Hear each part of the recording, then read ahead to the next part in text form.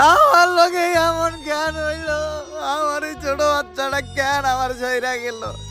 তুই ক্যামেরা ধর, এই কান্দার একটা ভিডিও নে, ভিডিওটা চাললেই ভাইরাল হইব।